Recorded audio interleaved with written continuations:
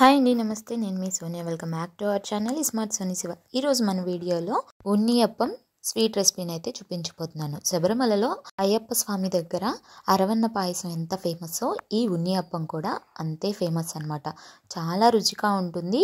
ఈ ఉన్నియప్పాన్ని అరటి పండుతో చేస్తూ ఉంటారు. చాలా హెల్దీ అండి. చాలా తక్కువ ఇంగ్రీడియంట్స్తో చాలా ఈజీ ప్రాసెస్లో చేసుకోవచ్చు. చాలా చాలా టేస్టీగా ఉంటుంది.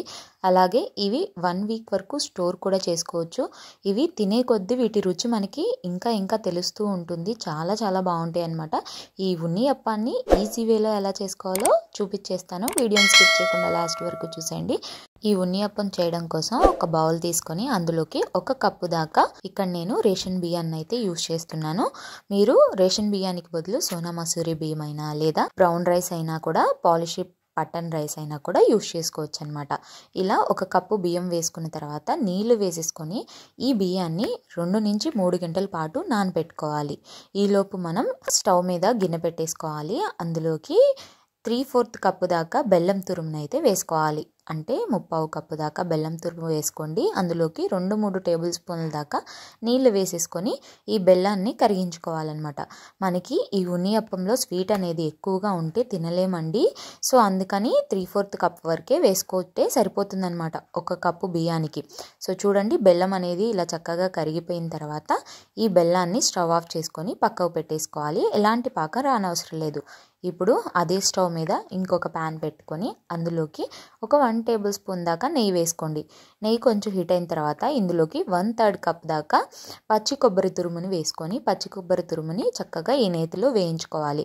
కొంచెం లైట్గా గోధుమ రంగు వచ్చేంత వరకు వేయించుకోవాలన్నమాట. మరీ ఎక్కువగా వేయించుకోవాలని అవసరం లేదండి. ఇలా నేను వీడియో క్లిప్లో చూపించిన విధంగా ఇలా కొంచెం కలర్ చేంజ్ అవుతున్నప్పుడు స్టవ్ ఆఫ్ చేసేసి పక్కన పెట్టేసుకోండి.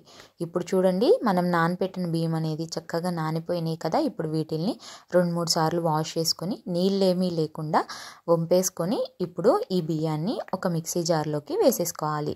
ఇలా మిక్సీ జార్లో బియ్యం మొత్తాన్ని కూడా వేసుకున్న తర్వాత ఇందులోకి 2 యాలకులను కూడా వేసుకొని వీటిల్ని ఒకసారి మిక్సీ పట్టేసుకోవాలి.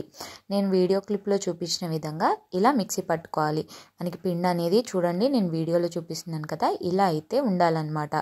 ఇప్పుడు ఇందులోకి బారుగా పొడవుగా ఉంటాయి కదండి అరటిపండ్లు. ఆ అరటిపండ్లు ఇలా ఒకటి తీసుకొని కట్ చేసుకొని ఇలా ముక్కలుగా వేసుకోవాలన్నమాట. ఇప్పుడు ఇందులోకి ముందుగా మనం బెల్లంని కరిగించుకొని పక్కన పెట్టుకున్నాం కదా, దాన్ని చల్లార్చుకొని వడకట్టుకోవాలన్నమాట. ఈ మిక్సీ జార్లోకి వేడిగా ఉండకూడదండి బెల్లం పాకం అనేది చూసుకోండి.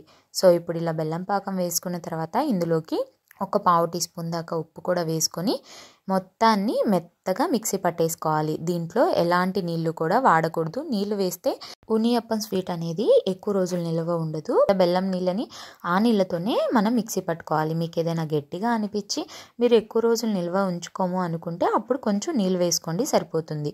ఇప్పుడు ఇలా మిక్సీ జార్లోకి వేసుకున్న తర్వాత ఇందులోకి ముందుగా మనం ఫ్రై చేసుకున్న పచ్చి కొబ్బరి తురుముని అలాగే 2 టీ స్పూన్స్ దాకా నల్ల నువ్వులను కూడా వేసుకోండి. శబరిమలలో నల్ల నువ్వులు వేస్తారు కాబట్టి నేను వీడియోలో నల్ల నువ్వులు వేసే చేసి చూపిస్తున్నాను. మీకు కనుక నల్ల నువ్వులు అవైలబుల్ లేకపోతే నార్మల్ నువ్వులైనా కూడా వేసుకోవచ్చు. సో ఇలా అన్నీ వేసుకున్న తర్వాత ఒకసారి అంతా బాగా కలిసే విధంగా కలిపేసుకోవాలి. కన్సిస్టెన్సీ అనేది ఇలా ఉంటుందన్నమాట. సో ఇప్పుడు ఇందులోకి ఒక 1/4 టీ స్పూన్ దాకా సోడా ఉప్పును కూడా వేసుకొని మరొకసారి వీటన్నిటిని కూడా చక్కగా కలిపేసుకోవాలి.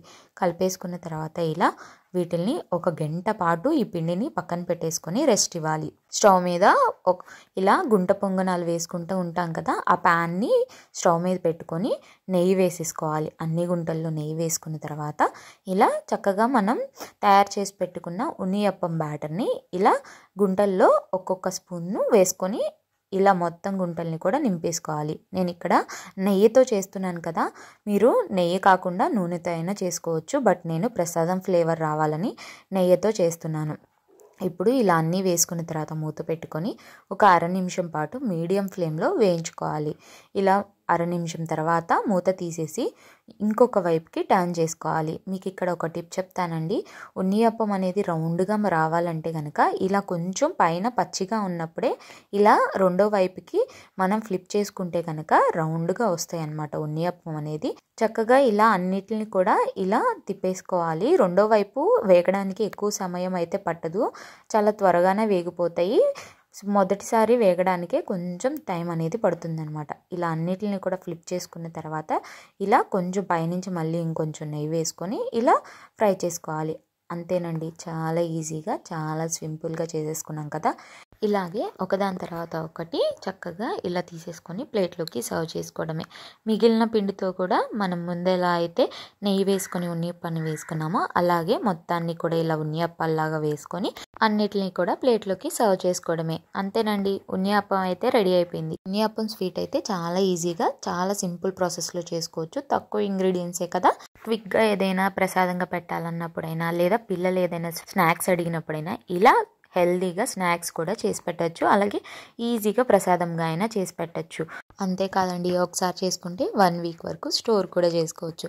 మరి ఇంకెందుకు లేటు, ఇంత ఈజీ అయినా హెల్దీ అయిన రెసిపీని తప్పకుండా ఈ వీడియో చూసి మీరు కూడా ట్రై చేసేయండి. ట్రై చేశాక ఎలా వచ్చిందో మీ ఫీడ్బ్యాక్ని నాతో షేర్ చేసుకోవడం అస్సలు మర్చిపోద్దు. వీడియో అయితే నచ్చిందని అనుకుంటున్నాను. వీడియో నచ్చితే వీడియోని లైక్ చేయండి, మీ ఫ్రెండ్స్ అండ్ ఫ్యామిలీ రిలేటివ్స్కి షేర్ చేయండి. ఇంకా ఇలాంటి ఎన్నో క్విక్ అండ్ హెల్దీ రెసిపీస్ కోసం ఈ స్మార్ట్ సోనీ శివ ఛానల్ని సబ్స్క్రైబ్ చేయండి. ఈ వీడియో అయితే ఇంతే, మరొక మంచి వీడియోతో మళ్ళీ వచ్చేస్తా. అంతవరకు సెలవు, బాయ్ ఆల్.